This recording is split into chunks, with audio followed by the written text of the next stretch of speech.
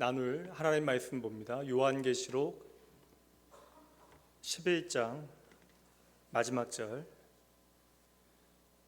요한계시록 11장 19절 말씀 보도록 합니다.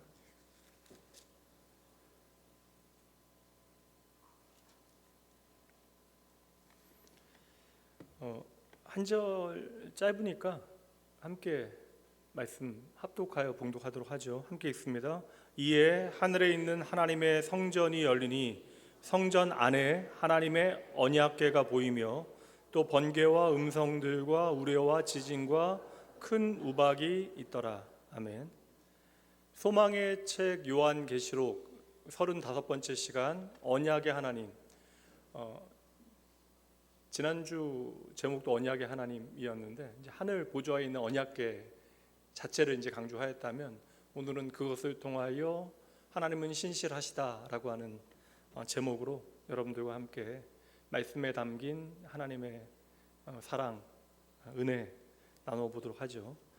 우리가 지난 시간에 하나님의 언약에 대해서 공부를 했는데 이제 분량으로 이야기하면 요한계시록의 한 반 정도 지나갔습니다.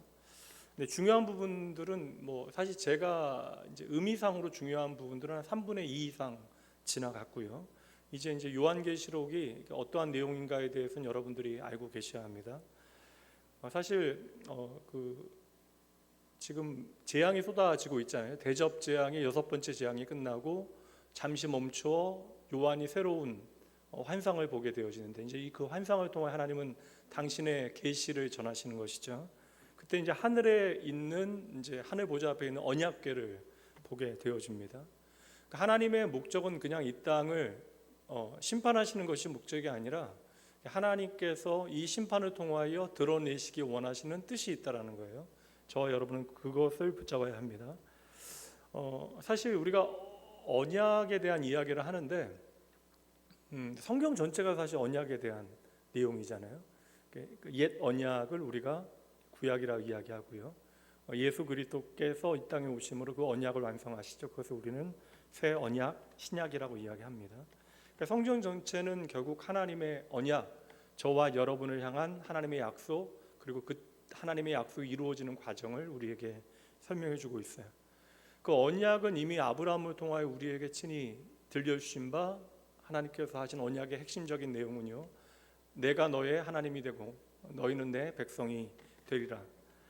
이 약속이 아브라함에게 주어지고요. 아브라함은 개인이었지만 그 민족을 향한 약속으로 그 약속이 주어지죠. 그리고 이 약속은 다시 애굽에 매여 있던 모세에게 주어집니다. 그리고 성경의 중요한 장면마다 이 언약은 언제나 어김없이 등장을 해요. 나는 너희의 하나님이 되고 너희는 내 백성이 되리라. 그리고 하나님께서 그 언약을 이루시는 방법을 우리는요, 두 글자로 복음이라고 이야기하는 거예요. 복음. 오늘 본문인 요한계시록 11장 19절 말씀에 보면 이제 6번째 대접 재앙이 쏟아진 후에 이제 7번째 재앙이 시작되어지려고 하던 그때에 요한이 이제 하나님께서 보여주시는 이제 계시, 하나님의 환상을 보게 되어지는데 그림 언어죠. 하늘 성전이 열리면서 그 안에 있는 하나님의 언약궤가 등장을 합니다. 말씀드린 대로 최후의 대접 재앙이 쏟아지기 바로 직전. 왜 온 세상이 심판을 앞두고 있는 그때에 바로 직전에 하나님께서 왜 하늘 성전에 있는 언약궤를 보여 주실까? 이유가 이것이에요. 함께 읽어봅니다. 인류 역사의 종말은 결국 나의 언약이 완성되는 날이다. 하나님께서 이거 보여주시겠다라는 거예요. 우리는 심판 자체만 두려워 떨고 있는데 이 심판조차 하나님의 언약이 완성되어지는 그 날, 그 하나님의 최후 심판의 날은 하나님의 언약이 완성되어지는 때이다라고 하는 것을 우리에게 보여주고 있는 거예요. 이거 왜 보여주시겠습니까? 눈에 보이는 너희의 재앙, 이 심판에 너희들 쫄지 말아라, 무서워하지 말아라.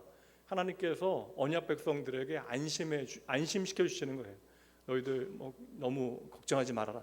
이 모든 것은 너희를 향한 언약이 완성되어지는 것이다. 언약의 가장 중요한 내용이 뭐라고요? 아니 방금 전에 했잖아요. 나는 너희의 하나님이 되고 너희는 내 백성이 될 것이다. 여러분, 하나님은 신실하신 분이심을 믿으십니까? 하나님이 어떠한 분인가를 우리가 우리의 인생을 통해서 경험하게 되어지고 우리는 하나님을 신실하신 분으로 고백하게 되어졌어요. 왜 하나님은 신실하신 하나님이라고 우리가 고백하죠? 하나님은 언약, 약속을 반드시 지키시는 분. 성경에 보면 그래서 하나님의 약속이 이제 가득합니다. 이건 좀 기계적으로 이해하시는 분은 성경에 등장하는 모든 약속의 말씀들을 숫자로 세기도 하는데, 성경에 하나님의 약속을 빼면 사실 남는 게 거의 없잖아요.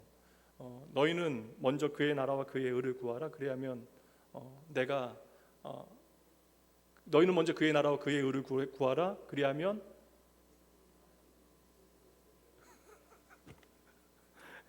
구하라 그러면 주실 것이요, 찾으면 찾을 것이요, 두드리면 열릴 것이라. 세상 끝날까지 내가 너희와 함께하리라. 두려워하지 마라. 뭐 이사야서에서 너무 많이 나오잖아요.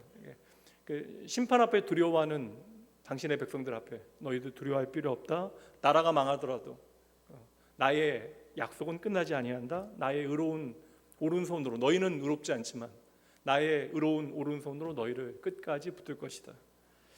성경에 기록되어져 있는 이 모든 수많은 약속들의 마지막 종착역이 있다라는 거예요. 이건 바로 나는 너의 하나님, 너희는 나의 백성. 이 언약을 하나님께서 이 땅의 역사를 통해 이루어 가신다는 거예요. 그래서 이 나는 너의 하나님, 너희는 내 백성이라고 하는 이 최종 언약을 성취하기 위하여 성경에 기록되어 있는 수많은 약속들, 그러니까 이 모든 약속들은 결국 나는 내 하나님, 너희는 내 백성이라고 하는 하나님의 최종 언약을 위하여 존재하는 약속들이다. 여기까지는 오케이. 그런데 진짜 문제는 우리의 현실이죠.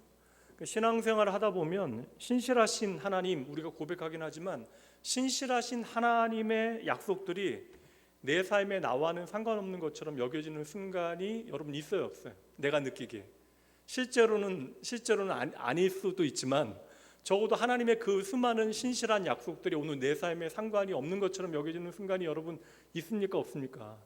있잖아요. 그러니까 여러분 때로는 시험에 들기도 하고 낭망하기도 하고 방황하기도 하고 그런 것이죠. 한동안 뭐 반도체 회사들 뭐 성과급 이야기로 엄청 화제가 되어졌는데, 뭐 그걸로 인해서 뭐 다른 직장 다니는 사람들이나 일하는 사람들이나 뭐 상실감을 이야기하기도 하고, 때로는 그 일에 대하여 뭐 분노를 표출하는 사람들도 있었는데, 왜 그럴까요? 왜 상실감을 느끼고 왜 분노를 표출하게 되어집니까? 그게 내 이야기가 아니니까. 그러니까 우리가 그것에 실망하게 되어지고 낭망하게 되어지죠. 정말 잘된 사람들의 이야기, 뭐 예상치 못하게 갑자기 이제 중산층으로 확 올라가게 되어지는, 뭐 어찌 보면 뭐 너무나 뭐 신데렐라 이야기와 같은 일들이 벌어졌는데, 그 일에 우리가 도리어 깊은 상실감을 느끼는 사람들이, 일단의 사람들이 존재하는 이유는 그 이야기가 나의 이야기가 아니기 때문에. 뭐 교회 다니는 사람들 다 하나님의 은혜에 대해서 이야기하는데 왜 신앙생활이 가벼워지고 때로는 무의미해지는가? 모든 것이 하나님의 은혜입니다, 우리가 고백하긴 하는데, 막상 하나님의 은혜, 모든 것이 하나님의 은혜라고 하는 그 은혜가 나와 상관없이 느껴지는 순간들이 있더라. 당장 힘들어 죽겠다라고 느끼는 순간들이 우리는 있잖아요. 이게 사실 어젯밤에 제가 원래 토요일 날은 제 모든 이렇게 신경을 주일 예배에 좀 몰두하기 때문에 최대한 저는 이렇게 가족들하고도 거의 안 부딪히려고. 왜냐면 이게 제가 뭐 실수해서 혼나기라도 하면 주일날 마음이 좀 그러니까 좀 이게 대부분 뭐 남자들이 잘못해서 혼나는 거잖아요. 그러니까 이제 가능하면 이제 아내 눈에도 많이 안 띄고 제 딸하고도 많이 안 부딪히고, 제가 이제 교회에 있거나 뭐 잠깐 나가서 카페에서 말씀 보거나 기도하거나 그런 시간 갖게 되어지는데, 그런데 어제 밤에 꿈꾸는데, 이게 교회, 제가 원래 구체적으로 그런 꿈을 안 꾸는데 교회 성도님, 뭐 이름을 밝힐 수는 없지만 제가 성도님도 한 5분 정도 나오는 꿈을 꿨는데, 제가 요즘 걱정하고 있는 문제들에 대해서 찾아와서 물어보시고 막 어떻게 할 거냐고, 목사님. 아니, 알면 걱정을 안 하지. 근데 와 찾아와서 저한테 뭐 그런 질문들을 하시는 거예요. 그래서 그냥 기도해 주시라고, 이제 꿈에서도 제가 목사짓 한다고 그렇게 이야기를 했는데, 이제 그런 게 이제 저도 모르게, 저는 이제 사실 웬만하면 이제 목회자, 개척교회 목사의 아들로 자라는 게 그렇게 만만치 않은 일이거든요. 그러니까 이게 아주 넉넉한 성격은 아니더라도 교회 안에 벌어지는 일들로 크게 뭐 쫄거나 마음 두려워하거나 그런 일들은 좀 없습니다. 그런데 그럼에도 불구하고 제가 알건 모르건 간에 그냥 이리저리 받는 스트레스들이 있는 것이고, 그리고 그 스트레스들이 좀 쌓이게 되어지면 저희 무의식 안에서도 일을 해서 그런 꿈들을 이제 꾸게 되어지는 거죠. 그러니까 이게 참 힘든 순간들이 있더라. 교회도 참 너무나 어렵다라고 여겨지는 그런 순간들이 있더라. 그래서 우리가 우리의 일상에 벌어지는 많은 일들 가운데 밤낮으로 믿으니까 하나님 앞에 나와서 부르짖는데, 근데 문제는 뭐예요? 내가 열심히 부르짖긴 하는데, 물론 부르짖지 않는 사람들도 있는데 부르짖는 것은 귀한 일이죠. 근데 부르짖다 보니까 우리가 더 실망하게 되고 낙담하게 되어지는 이유는, 나는 열심히 하나님 앞에 부르짖어 기도하는데 하나님은 지독하리만큼 침묵하시는 것처럼 여겨지더라. 이거 침묵이라는 것이 중요한 주제입니다. 전 예수 처음 믿고 막 은혜 받은 이야기들 워낙 너무 많이 들어가지고, 그러니까 이게 사실 예수 처음 믿으면 너무나 행복하고, 그리고 막 지갑 잊어버렸는데 잊어버렸다고 기도하면 지갑도 막 돌아오게 하시고, 뭐 내가 택시 타고 가야 되는데 택시가 안 다니는 시간이라 이거 어떡하나 하고 생각하고 잠깐 기도했는데 눈앞에 택시가 막 나타나고. 근데 이렇게 뭐 이런 경험들이 있잖아요. 예수 처음 믿을 때 막 우리가 경험했던. 그래서 흔히 하는, 성경에는 없는 이야기인데, 신앙생활 처음 하면 하나님께서 기도의 응답을 잘해 주시는데 신앙생활 오래 하면 잘 안 들어주신다. 뭐 기도의 응답에 뭐 총량이 있는 것처럼 오해하는 이야기도. 왜냐하면 이게 경험적인 거예요. 성경에는 없는 이야기인데 나의 제한적인 경험으로 하나님의 역사까지도 마음대로 왜곡하는 것이 우리의 본성입니다. 그래서 예수를 오래 믿으면 오래 믿을수록 하나님 더 사랑하고 하나님 더 사모하고 믿음 생활 더 순수해지고 겸손해지고 그래야 되는데, 이게 상처가 많다 보니까 사람들 안에서도 상처받는데, 심지어 하나님께서 나를 좀 괄시하는 것 같고, 하나님께서 너무나 멀리 계신 것 같고, 하나님께서 꼭 이게 약간 이야기는 상시감인데, 다른 사람들 기도는 잘 응답해 주시는 것 같은데 하나님 꼭 내 기도만 빼놓고 쏙 빼놓고 응답하시는 것처럼 여겨지더라. 이게 결국 침묵의 문제잖아요. 요즘 이게 수요 예배 때마다 우리가 기도에 대한 질문을 함께 다시 살피고 있는데, 사실 머리로 이해되지 않는 이야기가 아니라 우리의 가슴으로 받아들이기 어려운 현실들이 우리의 삶에 있더라. 그래서 저는 이러한 것들이 우리 안에 깊어지고 곪아가면요, 하나님의 현존, 하나님의 임재를 우리가 가볍게 여기게 되죠. 그러니까 내 삶을 하나님께서 돌보시지 않는 것처럼, 그리고 오늘 내 삶에 하나님께서 함께 하시지 않는 것처럼 우리는 착각하게 되어지는 것입니다. 이제 그러다 보면 이제 어떠한 일들이 벌어져요? 결국 내가 구원받는 하나님의 자녀가 맞나 하는 생각 가운데 이것이 결국 하나님을 향한 원망으로, 불평으로 자라나게 되는 것이죠. 그러나 여러분, 낙심하지 마세요. 이건 오늘 여러분만의 이야기가 아닙니다. 성경에 등장하는 우리가 그렇게 부러워하고 이렇게 믿음을 좀 살아내면 좋겠다라고 생각하는 믿음의 선배들 있잖아요. 그 믿음의 선배들은, 대단한 믿음의 선배들은, 그 믿음의 거인들은 하나님의 침묵을 경험하지 않습니까? 도리어 믿음의 선배들은요, 우리가 감당하지 못하는 하나님의 침묵을, 철저한 침묵을 뼈저리게 그들이 경험하게 되어지거든요. 다윗, 결국 우리는 이제 마지막 결론을 보고 잘된 다윗을 보지만, 사실 저는 다윗과 같은 삶 자체를 감당할 수 있는 깜냥도 안 되고요, 그런 권력이 주어지는 것도 원하지 않아요. 사실 왕이 되어지고 여러분 얼마나 슬퍼요. 그가 책임져야 되고, 왕이 되기를 원한 것이 아니잖아요. 하나님께서 한 민족을, 하나님의 백성 삼으신 그 민족을 하나님의 나라로 다스리시기 위하여 다윗이라는 사람을 부르신 것이죠. 결국 다윗이 경험하게 되어지는 상실감들이 얼마나 큽니까? 이게 뭐 왕으로 기름 부음 받았는데 기름을 너무나 일찍 부으셔서 사울 왕의 미움을 받게 되어지잖아요. 도망갈 데 없어서 어디까지 도망가요, 여러분? 성경 이야기잖아요, 여러분. 어디까지 도망가요? 적국이었던 블레셋까지 넘어가서, 골리앗의 고향이잖아요. 거기서 살아남기 위해서 어떠한 일을 합니까? 또 돌팔매 질만 하면 다 쓰러뜨리고 막 그래야 되는데 거기서 방법이 없잖아요. 어떻게 해요? 사울을 피해서 사울의 힘이 닿지 않는 블레셋에 도망가서는 죽임 나가지 않기 위해서 미친 짓 한다고 침 흘리면서 막 수염에 침 흘리고 문에 극적극적 막 글 쓰고, 이거 미친 척해서 간신히 살아남아요. 게다가 이제 뭐 돌아와서 나중에는 권력 다툼, 자녀들 문제가 그에게는 큰 상처가 되어지는데, 이거 뭐 첫째 아들도 마찬가지지만 특히 압살롬 같은 경우 어떠한 일을 벌입니까? 아버지의 왕위를 찬탈하기 위하여 하나님의 말씀이 있음에도 불구하고 사람들이 나를 막 좋아해 주니까 내가 왕이 되어줘야 한다고 생각해서 결국 아버지와 형제들을 죽이고자 하죠. 그때 다윗이 어떻게 해요? 도망가는 모습을 우리에게 그려주잖아요. 신발도 신지 못하고 맨발로 도망가게 되죠. 얼마나 참혹합니까? 하나님은 다윗을 향하여, 하나님을 사모하고 예배하는 예배자였던 다윗을 향하여 엄청난 칭찬하시잖아요. 내 마음에 합한 사람이다 극찬하시는데 왜 그 사랑하는 자녀가 하나님을 그렇게 사랑하고 믿음을 따라 살기 위해서 애를 쓰는데 비참하게 이리 치이고 저리 치이는 그 상황 가운데 왜 단 한마디도 하지 아니하시고 침묵하셨을까?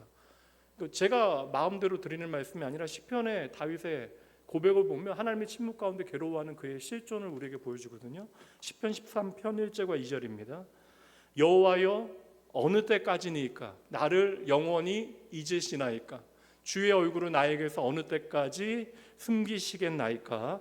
나의 영혼이 번민하고 종일토록 마음에 근심하기를 어느 때까지 하오며 내 원수가 나를 치며 자랑하기를 어느 때까지 하리까? 다윗이 말할 수 없는 고통 가운데 있을 때에 그 시간 가운데 그가 하나님 앞에 쓴 시입니다. 그런데 하나님께서는 이렇게 어느 때까지입니까? 라고 풀어서 계속 하나님 앞에 질문하는데 다윗이 왜 그런 고통과 슬픔을 경험해야 하는가에 대해서 대답을 해주시지 않아요. 대답만 안 해주시는 것이 아니라 꺼내주시지도 아니합니다. 소년 다윗일 때는 물맷돌 5개로 거인을 쓰러뜨릴 수 있는 그 골리앗 장군을 쓰러뜨릴 수 있는 힘을 주셨고 용기를 주셨잖아요. 근데 다윗이 왕이 되어지고 더 성장하게 되어지고 믿음을 살아낼 때에는 다윗이 인생의 가장 큰 위기와 아픔의 순간에는 하나님의 음성도 나타나지 않는 것처럼 보이고 도움도 보이지 아니합니다. 구약의 대표적인 신정론, 하나님의 공의에 대한 질문을 우리 가운데 깊이 던지게 만드는 한 인물이 있죠. 문제적 인간인 욥. 욥도 마찬가지잖아요. 욥 하나님 보시기에 정말 좋은 신앙인이잖아요. 누가 보기에도 좋은 경건한 신앙인. 그래서 욥기의 시작 한번 보도록 할까요? 1장 1절 함께 읽어봅니다. 우스 땅에 욥이라 불리는 사람이 있었는데 그 사람은 온전하고 정직하여 하나님을 경외하며 악에서 떠난 자더라. 얼마나 이게 한 사람에 대한 평가가 이렇게까지 귀하고 아름다운 경우가 얼마나 되겠어요? 성경에 거의 없잖아요. 근데 한 번으로 끝나지 않아요. 하나님께서 친히 욥의 신앙을 평가하십니다. 8절 말씀 보세요. 여호와께서 사탄에게 이르시되 내가 내 종 욥을 주의하여 보았느냐? 그와 같이 온전하고 정직하여 하나님을 경외하며 악에서 떠난 자는 세상에 없느니라. 근데 결국 이렇게까지 칭찬해 줬으면 뭐 끝까지 잘 먹고 잘 살았다 뭐 그런 얘기가 펼쳐져야죠. 적어도 어려움이 있을 뻔했는데 하나님께서 지키시고 보호하셨다 그런 내용이어야 되는데 이 말씀 다음에 욥은 이내 어떻게 되어집니까? 한 인간이 감당할 수 없는 엄청난 고난 가운데 던짐받게 되어지죠. 그런데 여러분 여기서 더 문제는 뭐냐면 욥이 당장 1장 말씀으로부터 그런 고난에 처하게 되어지는데 문제는 여러분 욥기 말씀 내내 하나님이 한마디도 하시지 않아요.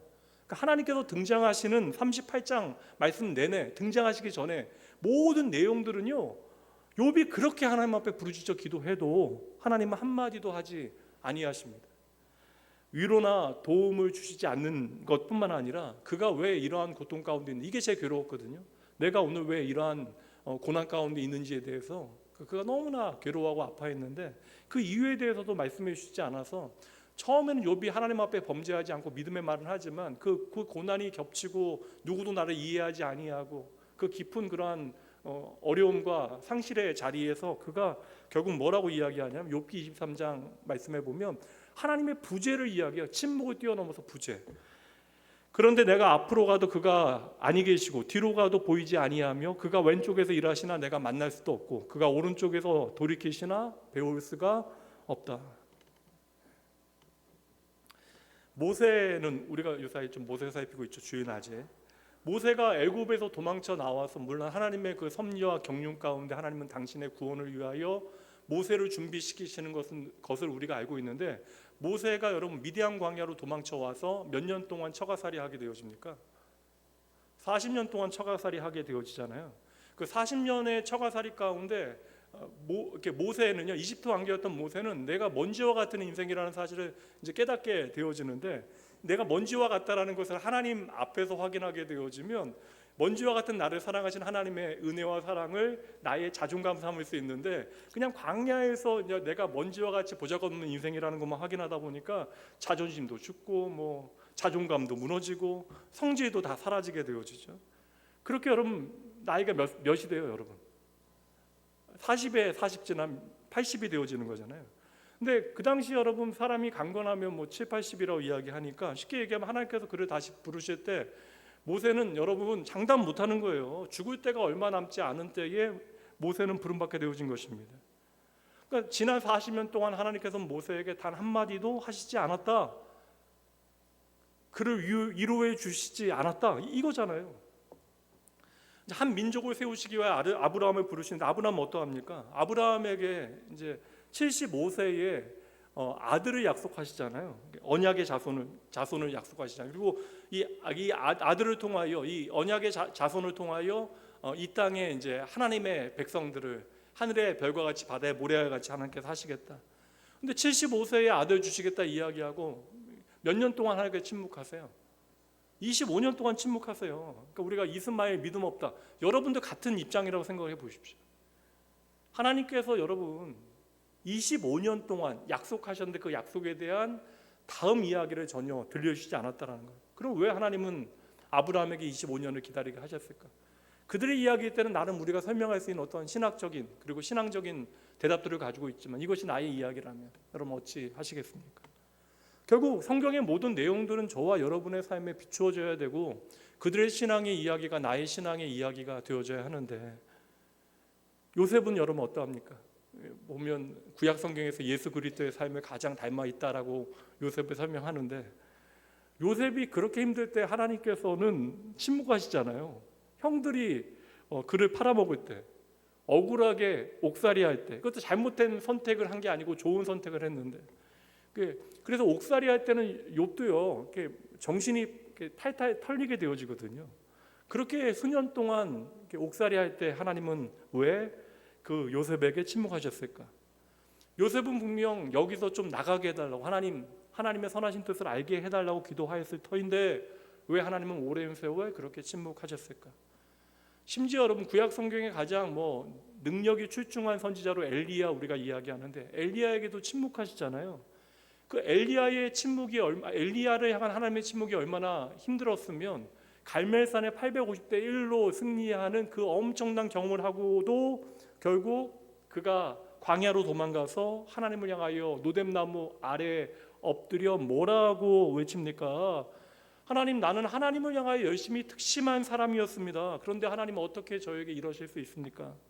차라리 저를 죽여 주십시오. 그 기도하잖아요. 선지자가, 그 대단한 선지자가. 그럼 오늘 우리의 모습을 한번 생각해 보시죠. 여러분들 가운데는 원치 않는 질병으로 상당히 오랜 세월 어려움 당하시는 분들 계세요. 잘 회복하시다가 또 약간 건강이 나빠지신 분들도 있고 또한 치료의 과정이 상당히 좀 고달프고 어려운 그러한 과정에 계신 분들도 계십니다.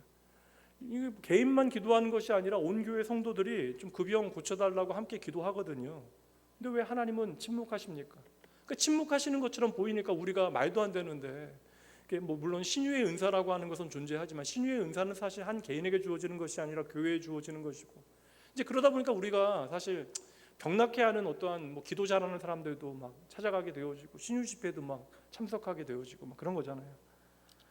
교회 다니는 사람들은 여러분 자녀 문제로 고민 안 합니까? 여러분 자녀 문제 예수 믿는 우리에게도 큰 문제입니다. 자녀 문제로 고통받으니까 사실 내가 얼마만큼 사랑하는가, 내가 가장 이 땅에서 사랑하는 존재가 자녀이기 때문에 자녀 문제로 아파하는 사람은요 당연히 부모여야 되고 부모는 자녀 때문에 아파하는 것이 당연합니다. 그런데 자녀 때문에 아파하면 우리가 얼마나 많은 기도를 드려요. 여러분 이제 한번 질문 드립니다. 오랜 세월 지나서 하나님의 은혜를 고백하게 되어지지만 우리가 기도하면 자녀들이 확 바뀌어요? 아니 그냥 질문하는 거예요. 그냥 변하기도 하지만 다시 돌아가고 막 더 안 좋아지기도 하고. 근데 왜 그럼 우리가 그렇게 하나님 앞에 내 자녀를 위하여 울면서 기도 많이 했는데 하나님께서 침묵하시나? 경제적인 문제로 어려움 당하시는 분도 계시잖아요.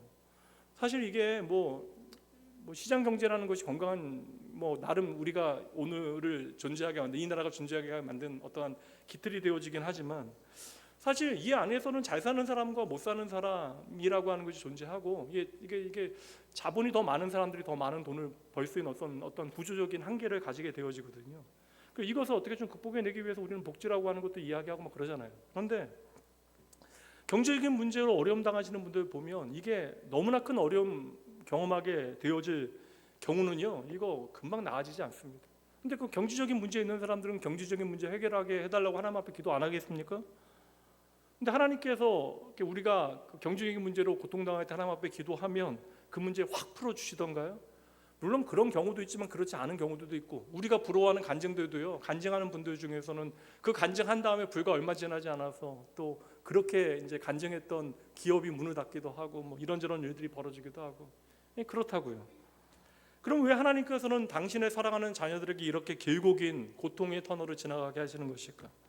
왜 우리에게 그렇게 빨리 고통에 대한 답을 들려주시는 것이 아닐까? 왜 이렇게 우리 답답하게 하나님께서는 침묵하시는 것일까? 이거 제가 왜 하나님의 침묵에 대한 이 말씀을 전하는 이유가 오늘 언약에 대한 주제를 여러분들에게 말씀드리기 위해서인데, 세 가지 여러분들에게 좀 말씀을 드릴게요. 첫 번째, 함께 읽어봅니다. 하나님의 침묵은 내 믿음이 진짜인지 구별하는 시금석입니다. 시금석이라고 하는 것은 뭐 이렇게 금이 진짜인가 가짜인가 뭐 확인하는 거잖아요. 뭐 아연 같은 거, 뭐 흑판 같은 것도 요새 뭐 시금석으로 사용을 하잖아요.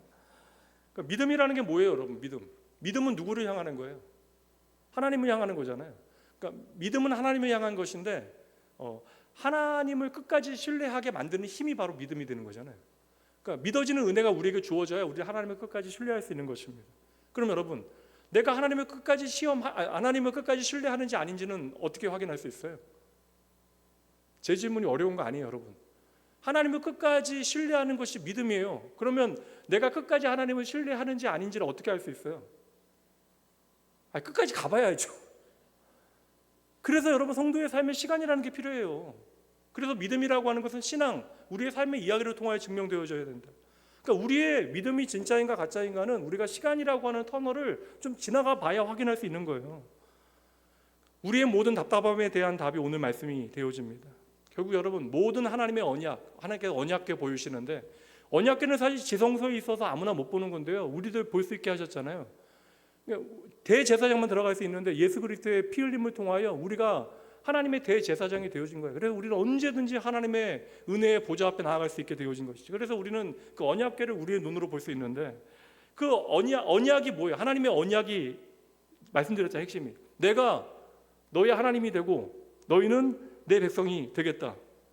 그러니까 하나님의 모든 약속들, 성경에 기록되어 있는 모든 축복, 하나님의 모든 저주, 그러니까 하나님의 모든 심판, 이 모든 약속들은 저와 여러분이 하나님의 백성이 되고 하나님이 우리의 하나님이 되시기 위하여, 그러니까 우리의 하나님 되신 하나님께서 저와 여러분을 당신의 백성답게 만드시기 위하여 존재하는 것이다. 이거 잊으시면 안 돼요, 여러분.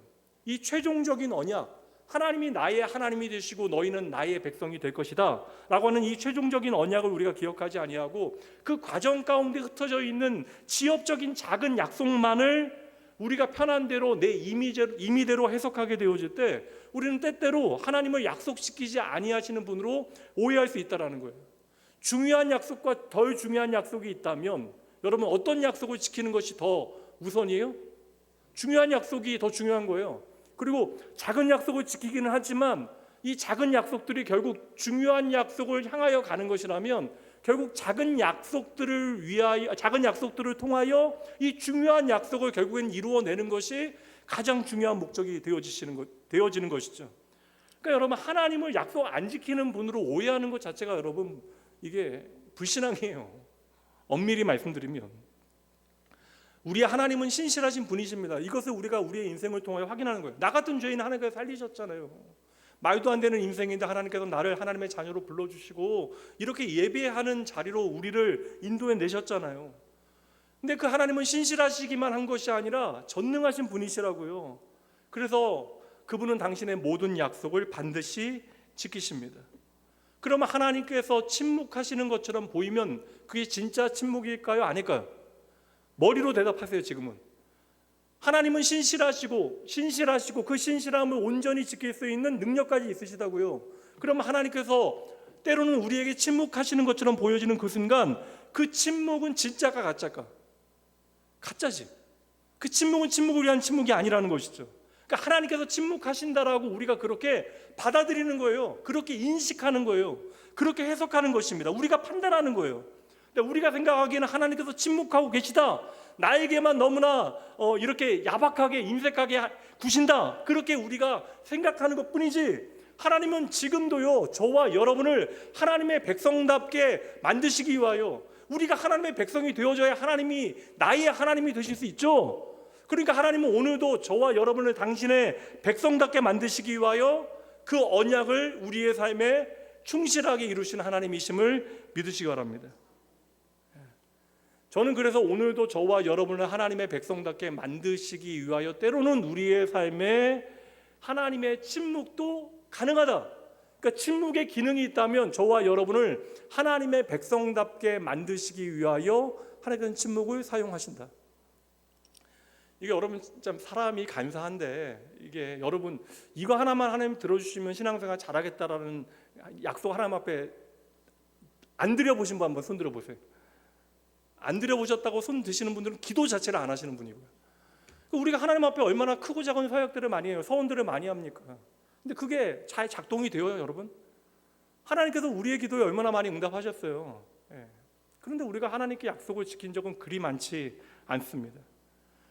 결국 여러분 말씀드렸잖아요. 믿음의 가장 중요한 기능은요, 하나님을 더 신뢰하는 거예요. 하나님을 더 신뢰하고 하나님을 더 사랑하는 거, 이게 여러분 믿음의 기능입니다. 그러니까 믿음이라고 하는 것은 나의 능력으로 오해하시면 이건 언제나 여러분 자기 의만 드러나게 되는 거예요. 그래서 신앙생활을 하면 할수록 겸손해질 수밖에 없는 거. 믿음은 결국 하나님을 우리가 얼마나 더 의지할 수 있는가, 그리고 얼마나 더 사랑할 수 있는가, 이게 믿음이라고요. 그래서 그 믿음이라고 하는 것은 말씀드린 대로 시간이라고 하는 시금석을 통하여, 시간을 통과하면서 우리 안에서 확인되어져야 한다. 그러니까 하나님은 이미 다 알고 계시니까 우리가 이제 그 믿음이 진짜인지 아닌지를 나의 삶에 흘러가는 시간을 통하여 확인하는 작업을 열심히 해야 하는 것이죠. 그래서 우리의 신앙이 오늘 건강한가 건강하지 않은가는 여러분 당장 지금 이 시간에만 우리가 확인할 수 있는 것이 아니라, 이건 여러분 시간이 좀 지나가 봐야 아는 거예요. 여러분 언제나 하나님 똑같이 사랑하세요? 더 사랑하세요? 아닐 때가 많잖아요. 제가 미국에 사역할 때 만나게 되어진 중년 여전도사님 이야기인데, 그분이요 한국말이 좀 어눌하세요. 4살 때 한국에서 엄마한테 친엄마한테 버려져 가지고요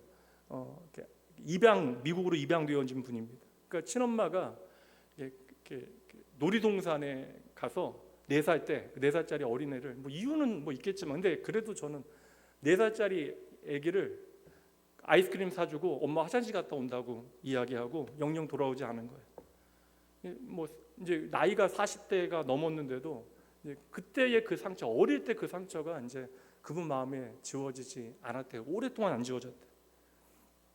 근데 그분이 이제 미국에서 너무나 좋은 양 부모님을 만나게 되어졌는데, 아빠는 너무나 이제 바쁜 일을 하시는 공무원이었고, 그래서 엄마하고 디즈니랜드에 놀러를 갔는데, 근데 가는 날부터 그냥 안 가겠다는 얘기는 못 하고 가슴이 막 떨리더래요. 그러니까 어릴 때 그 기억이 있는 거죠. 버림받았다라고 하는 기억이. 근데 공교롭게도 양어머니가 화장실에 가시더니 1시간이 넘게 안 오시더라는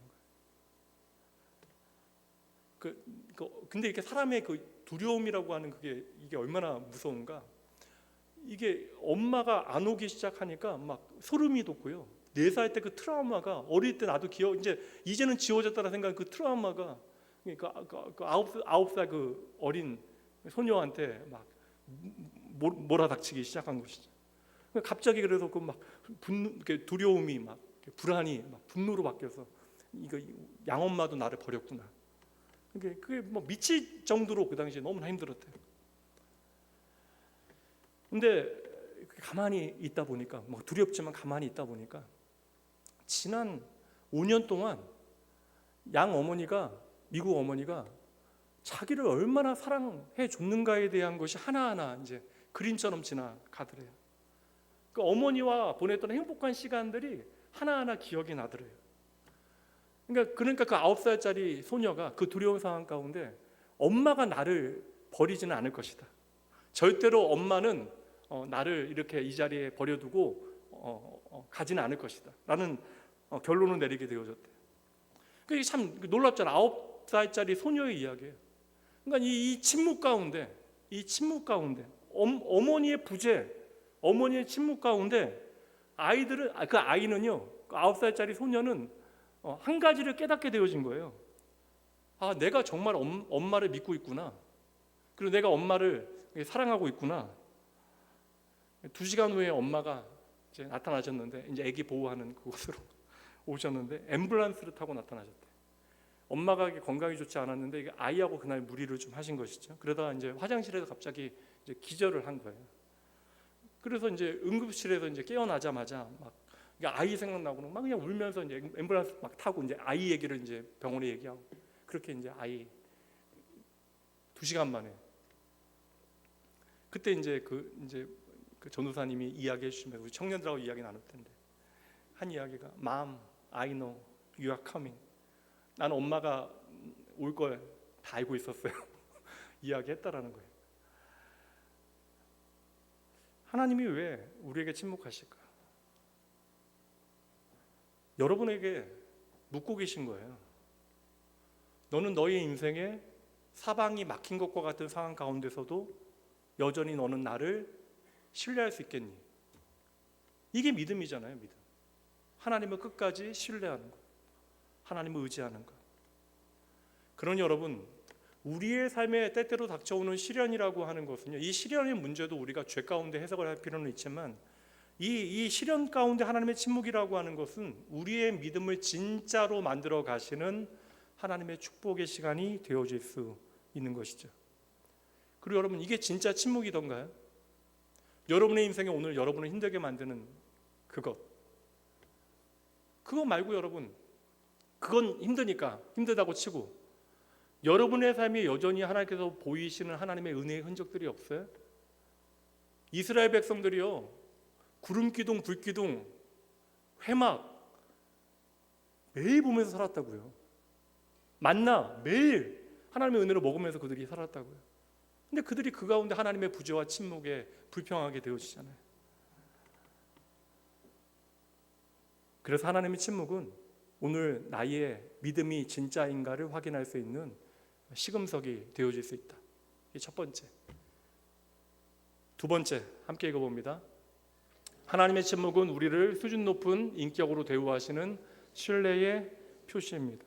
그러니까 첫 번째는 우리의 믿음을 진짜가 되어지게 하시는 하나님의 일하심이고, 두 번째는 우리를 인격적으로 대하시는 하나님의 신뢰, 하나님의 믿음이라는 거예요. 하나님이 우리를 믿어주시는 것이다.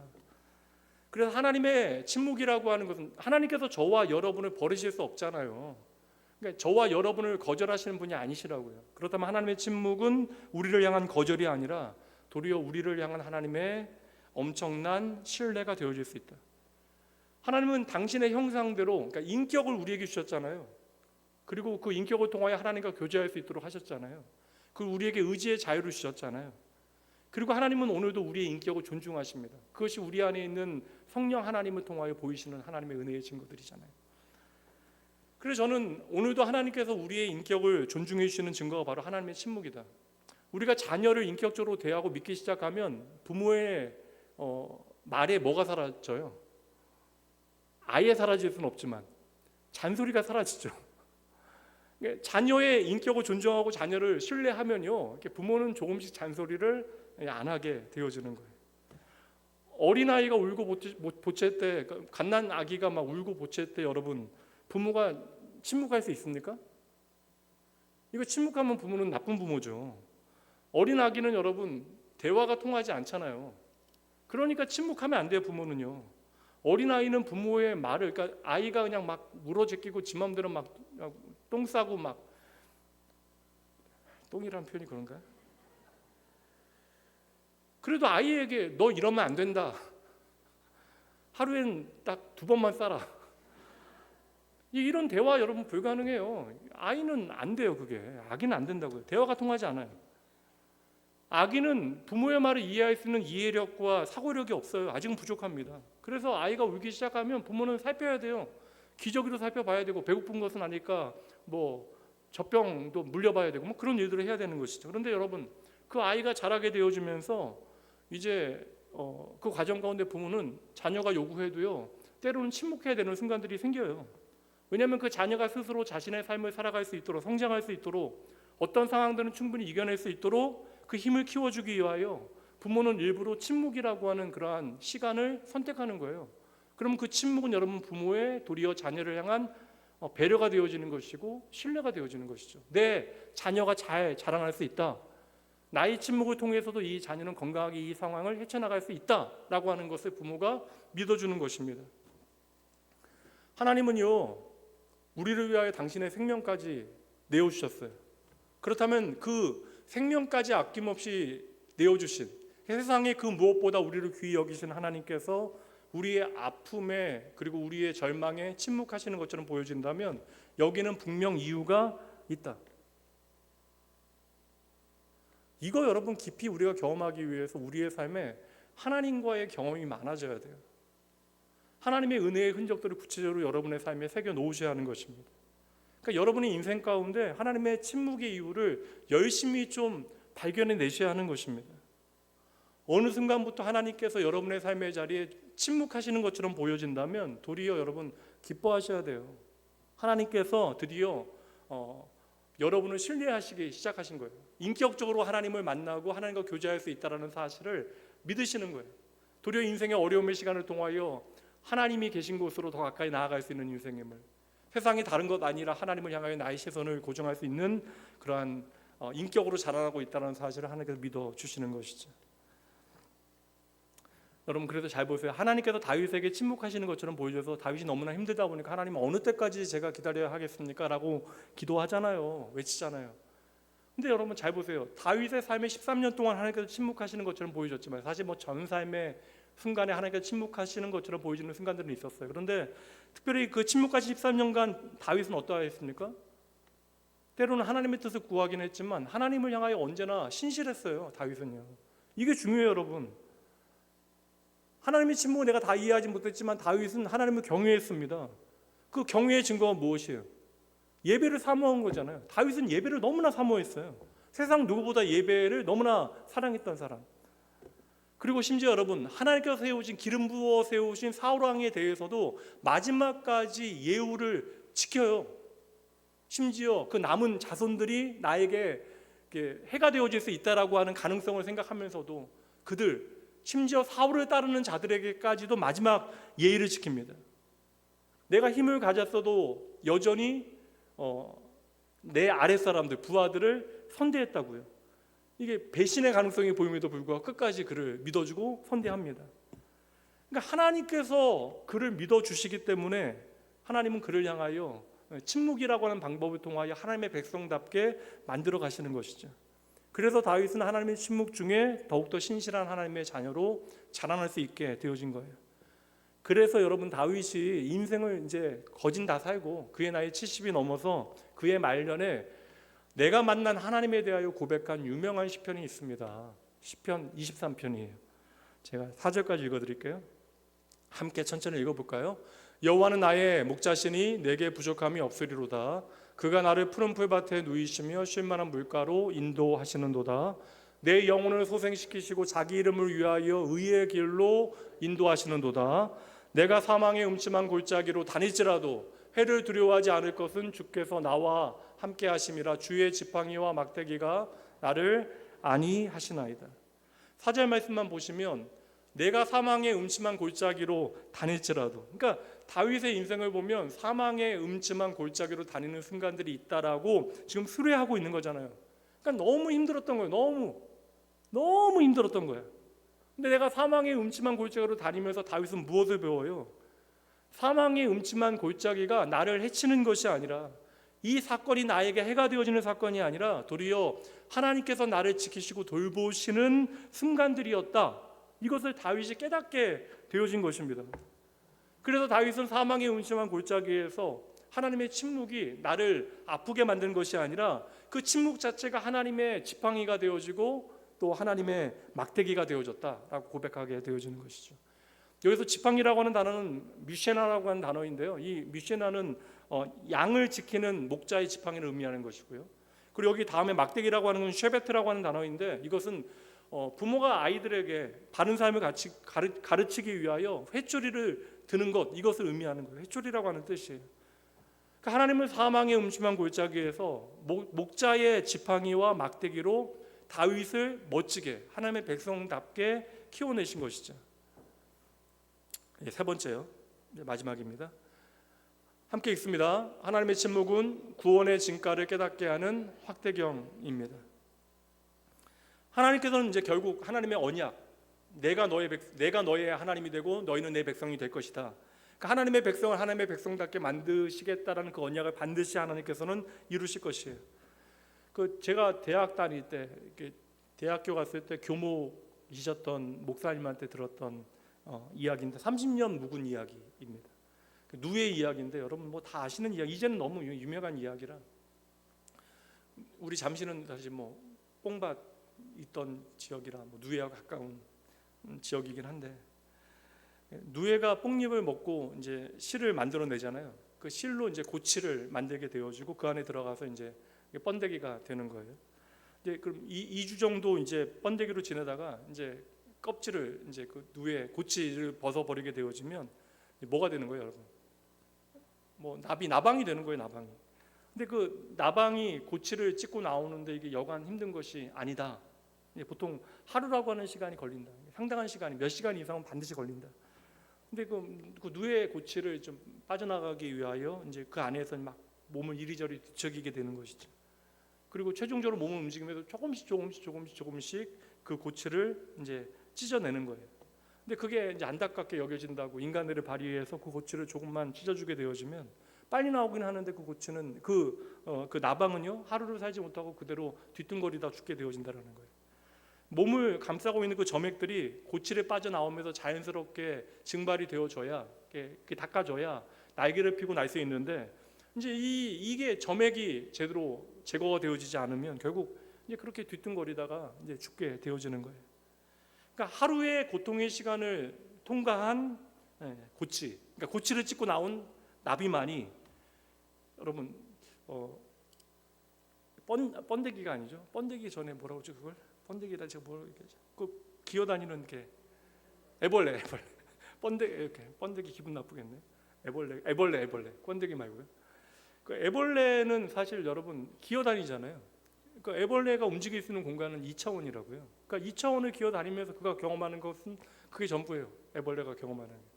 근데 고치를 이제 찢고 나온 나방은 이제 2차원을 사는 게 아니잖아요. 3차원을 막 살게 되어지는 것이잖아요. 근데 그 찬란한 3차원의 세계를 내가 경험하기 위해서는 반드시 스스로 고치를 찢고 나오는 그러한 시간이 필요하다. 그래서 그 침묵의 시간, 고난의 시간을 우리는 잘 통과해야 한다. 당시 저는 이 문목사님의, 이 교수님의 이 스토리 듣고요, 이제 가슴이 좀 막 두근거리기까지 했던 기억이 있거든요. 그러니까 우리가 언젠가는 오늘의 우리의 상식과 경험에서는 감당할 수 없는 그러한 이렇게 전혀 다른 차원, 전혀 다른 디멘션의 어떠한 삶을 우리가 살게 되어질 것인데, 부활이라고 하는 것을 우리가 이제 경험하게 되어질 것인데, 그 새로운 삶으로 가는 관문에는 반드시 하나님의 침묵의 시간을 우리는 잘 통과해야 한다는 것이죠. 심지어 부활도 여러분 죽음이라고 하는 그러한 과정을 통과하지 않으면 경험할 수 없는 세계가 바로 부활의 세계잖아요. 여기서 우리가 이제 제가 처음에 여러분들에게 말씀드리려고 하다 일부러 뒤로 뺐는데요. 사실 우리의 인간사에 펼쳐지는 고통과 고난의 문제는 하나님께서 우리의 삶에 던져놓으신 건가요? 고난과 고통은 하나님 때문에 생겨난 거예요? 우리가 오해하는 건 선악과가 우리를 죄짓게 하기 위하여 하나님께서 일부러 그 유혹의 나무를 심어 놓으신 거냐고요. 그게 아니잖아요. 선악과는 창조주 하나님을 기억하게 하는 거예요. 우리의 의지의 자유와 우리의 인격을 통하여 하나님을 더 사랑할 수 있도록 창조주 하나님이 계시다라고 하는 사실을 기억하게 만드는 것이 선악과입니다. 그 은혜잖아요, 은혜.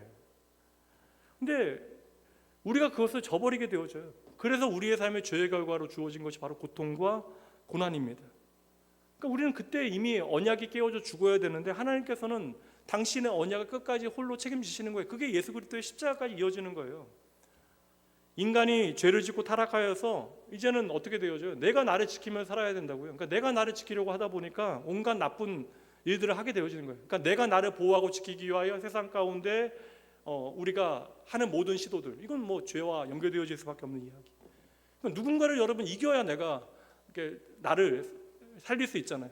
이게 경쟁이라고 하는 이름이 붙어 있지만, 가능하면 우리가 이 세상 가운데 공정한 경쟁을 해야 하지만, 이 경쟁조차도 여러분 누군가를 여하튼 이겨야 되잖아요. 이기는 사람과 지는 사람들이 생겨나야 되잖아요. 얻는 사람과 빼앗기는 사람들이 존재해야 되잖아요. 그러니까 이러한 결과로 이 땅에 만들어진 그러한 현상이 고통과 고난 아닙니까? 창세기 3장으로 가보도록 할게요. 이거 이제 17절, 18절 말씀, 이제 하나님께서 이 고난에 대한 이야기를 주시는 말씀입니다. 아담에게 이르시되 내가 내 아내의 말을 듣고 내가 내게 먹지 말라 한 나무의 열매를 먹었은즉 땅은 너로 말미암아 저주를 받고, 그러니까 범죄한 인간 때문에 이 땅이 저주를 받게 되어진 거예요. 너는 평생에 수고하여야 그 소산을 먹으리라. 땅이 내게 가시덤불과 엉겅퀴를 낼 것이라. 여기까지만 볼게요. 여기 18절 말씀에 가시덤불과 엉겅퀴는 무엇이겠어요, 여러분? 이게 그냥 찌르는 나무, 이거 의미하는 게 아니에요. 거친 나무, 이것만을 의미하는 게 아니에요. 하나님께서 말하는 가시덤불과 엉겅퀴는 무엇입니까? 우리가 범죄하는 말미암아 이 땅에서 경험하게 되어진 모든 고통을 의미하는 것이죠. 그러니까 우리는 하나님을 떠나 범죄함으로 이미 죽어야 되는데 하나님께서는 그렇게 내버려 두시지 아니하셨다는 거예요. 이게 은혜거든요. 그러니까 도리어 고통을 통하여, 가시덤불과 엉겅퀴를 통하여 우리로 하여금 도리어 하나님을 바라볼 수 있도록 은혜를 베푸시는 거예요. 이게 여러분 하나님의 구원의 과정이 되어지는 것입니다. 그러니까 이 땅에 생겨난 이 가시덤불과 엉겅퀴는 인간의 범죄와 타락으로 인하여 말미암은 것인데, 그런데 하나님께서는 예수 믿는 사람들도 우리가 이 땅을 살아갈 때에 이 세상 안에서 가시덤불과 엉겅퀴를 피할 수는 없지만, 이 가시덤불과 엉겅퀴를 통하여 우리의 인생에 믿음만이 만들어낼 수 있는 특별한 의미들을 하나님께서는 가르치시는 거예요. 우리는 생각하잖아요. 무슨 기도를 하는 거예요? 결국에는 가시덤불과 엉겅퀴가 있어요. 근데 하나님 앞에 우리 기도할 때 어떤 기도합니까? 가시덤불과 엉겅퀴를 하나님께서 좀 제거해 주시기를, 하나님께서 좀 제초 작업해 주시기를 우리는 원하잖아요. 근데 하나님께서는 잘 보세요. 하나님께서는 그 가시덤불과 엉겅퀴를 벌초해 주시는 것이 아니라 가시덤불과 엉겅퀴라고 하는 정글 속을 헤매고 있는 당신의 백성들에게 말씀이라고 하는 나침반과 지도를 우리에게 주시는 것이다. 그래서 우리가 주일마다 함께 모여서, 주중에도 함께 모여서 말씀 듣고 그 말씀 붙들고 우리의 인생을 하나님 앞에 바르게 경영하기로 다짐하는 것이죠. 그래서 우리는 가시덤불과 엉겅퀴 가운데 오직 내게 주신 하나님의 말씀을 의지하여, 말씀이 주어지고 그 말씀을, 하나님의 말씀을 받는다는 건 여러분 기적이에요. 저는 그래서 믿어지는 은혜가 얼마나 감사한 은혜인가. 그래서 오직 하나님의 말씀을 의지하여 우리가 스스로 가시덤불과 엉겅퀴를 벗어나게 하나님께서는 일하신다라는 것이죠. 근데 이 말씀이라고 하는 나침반과 지도가 없는 사람들은 그 가시덤불과 엉겅퀴 가운데 헤매다가 결국 내가 죽거나 다른 사람들을 죽이거나 같이 죽거나 그런 일들을 하게 되어지는데, 반면에 저와 여러분 하나님의 백성들은 그 가시덤불과 엉겅퀴 가운데 하나님께서 선물해 주신 그 구원이, 복음이 얼마나 놀라운 것인가를 더욱더 확연하게 깨닫게 되어진다. 제가 초코파이 예화는 몇 번 들었는데, 초코파이는 여러분 어디서 먹어야 제일 맛있겠어요? 흔한 얘기인데 너무 초코파이는 여러분 군대에서 먹어야 제일 맛있잖아요. 군대 가면 초코파이가 너무 맛있어요. 저는 그 기억이 있거든요. 특히 이제 군대 가서 먹는 초코파이가 다 맛있는 건 아니고 이등병 때 군대에서 먹는 초코파이가 제일 맛있습니다. 저 그렇게 초코파이 좋아하지 않습니다. 저는 초코파이보다 몽쉘 통통 더 좋아합니다. 근데 군대에 있다 보면 너무 왜 이렇게 배고파요? 왜 이렇게 배고파? 제 인생 가운데 지금도 기억나는 가장 맛있는 초코파이, 지금 거의 이제 27년 넘었는데요.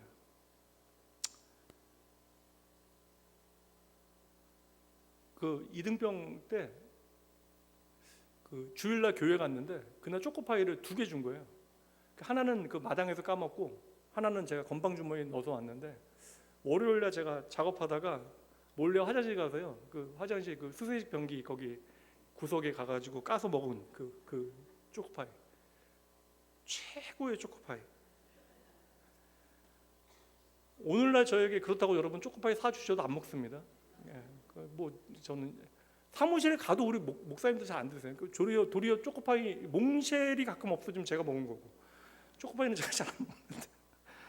모든 것이 풍부한 곳에서 여러분 초코파이의 가치는요 아무것도 아니잖아요. 보잘것 없는 것이잖아요. 그런데 내 배를 만족시킬 수 있는 것이 현저하게 적은 곳에서, 결핍된 것에서 초코파이라고 하는 것은 여러분 그 아무것도 아닌데, 진짜 아무것도 아닌데 근데 이게 진가를 발휘해요.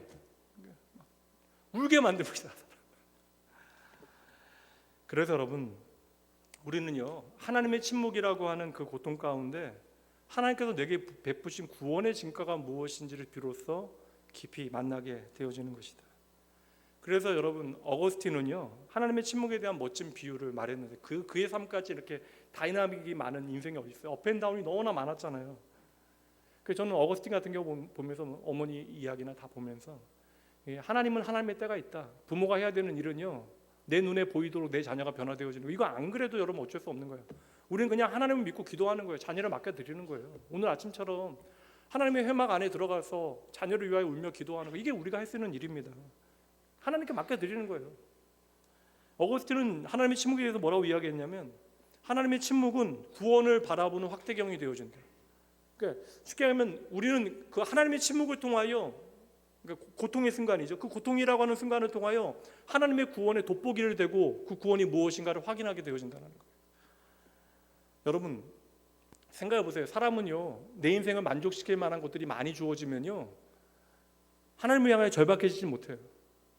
그러니까 내가 내 인생을 스스로 책임질 수 있을 만큼 우리에게 너무나 많은 자원이 주어지면요, 하나님의 구원이 얼마나 놀라운가에 대해서 여러분 깨달아 알 수가 없습니다. 그러니까 그렇게 많은 것들을 누리게 되어지면 여러분, 우리의 소원은 뭐냐면 하나님의 나라 가는 게 아니라 이 땅에서 가능하면 오래 살아가는 거, 이게 우리의 이제 목적이 되어지는 것이죠. 근데 내가 의지하고 바라보던 그것들이 하나씩 사라지게 되어질 때, 내가 이거 아니면 안 된다고 생각했던 것들, 이것들이 하나 둘씩 떠나가게 되어질 때, 우리는 비로소 내가 정말 의지하고 있는 것이 무엇인지를 깨닫게 되어지는 것이죠. 그래서 여러분, 우리는 하나님이 내 인생에 가장 소중합니다 라고 고백하잖아요. 하나님이 나의 전부입니다 고백하잖아요. 하나님이 전부라면 여러분, 그렇게 시험 드시고 막 그러면 안 돼. 왜 하나님이 내 인생의 전부입니다 라고, 하나님이 나의 기업이십니다 고백하시면서 왜 돈 문제 생기시면 시험에 들어서 예배 안 들으시고 그렇게 하십니까? 이건 뭘 증명해 주는 거예요, 여러분? 내 인생의 무엇이 중요한가를 보여주는 것이죠. 그러니까 하나님이 전부이십니다라고 이야기하지만 우리는 하나님보다 금송아지 이거 더 원하게 되어지는 때가 있다. 오늘 제가 여러분들에게 충분히 말씀드렸으니까 이제 여기서 좀 마무리해 보도록 할게요. 이제 여러분, 12, 13, 14장에 이제 중요한 장면도 나오고 15장에서 이제 마지막 무시무시한 최후 심판의 장면이 이제 펼쳐지게 되어집니다. 이단들은 이제 이용하기 너무나 좋은 말씀이 이제 펼쳐지게 되어지는데, 근데 하나님께서는 이 무서운 심판을 보여주시기 전에 11장 말씀에, 오늘 말씀에서 언약궤를 먼저 보여주시면서 저와 여러분의 마음에 하나님의 언약의 도장을 지금 찍어주시는 거예요.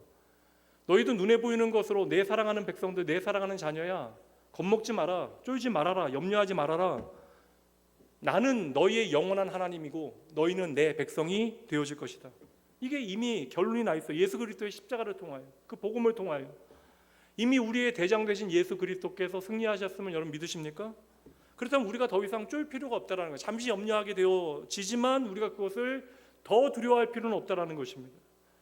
그러니 여러분, 이제부터 이제 펼쳐지게 되어질 12장, 13장, 14장 내용들에 나오는 엄청난 영적 전쟁의 내용들을 우리가 살피게 되어질 터인데, 이거 보면서 여러분, 이거 내가 과연 이겨낼 수 있을까 없을까? 이거 여러분 두려워하지 말라라는 거예요. 겁먹지 말라라는 거예요. 여러분, 저와 여러분 충분히 이겨낼 수 있는 줄 믿습니다. 왜냐하면 예수님께서 이미 이기신 거예요. 우리를 하나님의 백성답게 만드시기 위한 이 모든 시간들을 하나님께서 통과하게 하실 것입니다. 이미 여러분들은 잘하고 계신다고요. 그러니 여러분 낙심하지 마세요. 포기하지 마세요. 때로는 하나님께서 우리가 생각하기에 침묵하시는 것이 아니지만 하나님의 지독한 침묵 속에서도 저와 여러분을 당신의 백성답게 만드시기 위하여 하나님은 그 순간에도 열심을 다하여 우리를 위하여 일하고 계십니다. 그 하나님을 여러분의 인생 가운데 여러분의 가슴으로 만나는 귀한 믿음의 사람들, 영적인 실력자들 되어지길 주님의 이름으로 축복합니다. 기도하시죠. 살아계신 하나님 아버지, 오늘도 우리를 말씀 앞으로 불러주시고 흔들리는 세상 가운데 하나님의 언약을 바라보게 하시니 감사합니다. 하나님, 혹 지금 하나님의 침묵의 시간을 지나가고 있는 성도들 있다면 그 마음을 붙들어 주시옵소서. 기도에도 응답이 없는 것과 같은 시간 가운데 하나님께서 여전히 나와 함께 하시는 임마누엘의 하나님이심을 저희도 믿게 하시고, 나를 만나주신 하나님 아버지, 그 하나님을, 하나님께서 나를 위하여 준비하신 구별된 이 회막 안에서 눈물 속에서도 하나님의 언약의 약속을 붙드는 믿음을 이들에게 허락하여 주시옵소서. 저희도 쉬이 세상의 가치에 흔들리지 아니하게 하시고, 눈에 보이는 것에 마음 빼앗기지 아니하게 하시고, 끝까지 하나님의 말씀 붙드는 주의 백성들 되게 하여 주시옵소서. 그리하여 우리 안에 낙심보다 소망이 커지게 하시고, 두려움보다 믿음이 더 자라게 하시고, 환경보다 하나님 더 의지하는 복된 주의 자녀들 되게 하여 주시옵소서.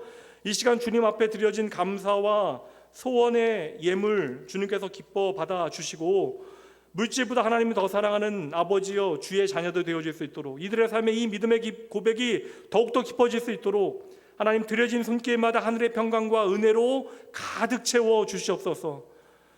부활의 생명으로 오늘도 저희를 붙들어 주시고, 마침내 새 하늘과 새 땅이 우리에게 주어질 그날까지 우리를 신실하게 인도하여 주실 우리 주 예수님 이름으로 축복하며 간절히 기도합니다. 이제는 우리의 가시덤불 같은 인생 가운데 속히 찾아오시되 길과 진리 생명이 되어주신 우리 주 예수 그리스도의 은혜와 사망의 음침한 골짜기 같은 지독한 하나님의 침묵과 같은 순간에도 너는 나의 백성이고 나는 너의 하나님이다 하신 그 약속을 성실하게 이루어 가시는 우리 주 아버지의 크신 사랑하심과 눈에 보이는 상황이 아니라 신실하신 하나님의 언약의 말씀 붙들고 하루하루를 넉넉히 이겨낼 수 있도록 우리에게 힘주시고 우리와 동행하여 주시는 성령 하나님의 감화 감동 교통하심이 오늘 말씀 붙들고 하나님의 침묵을 나를 향한 거절이 아니라 나를 향한 하나님의 최고의 신뢰로 믿으며 삶의 자리에서 하나님의 백성답게 당당히 승리하기로 결단하는 모든 주의 백성들, 이들이 살아갈 한 주간의 삶의 모든 자리, 특별히 육신의 연약한 가운데 있는 성도들, 눈물로 기도하는 가정들, 그리고 주님의 피로 값주고 사신 이 제단 위에 이제부터 영원까지 함께 있을지어다. 아멘. 잠시 기도하시고 평안히 돌아가시고요. 열린 구역 모임 이 시간 잠시 갖도록 합니다.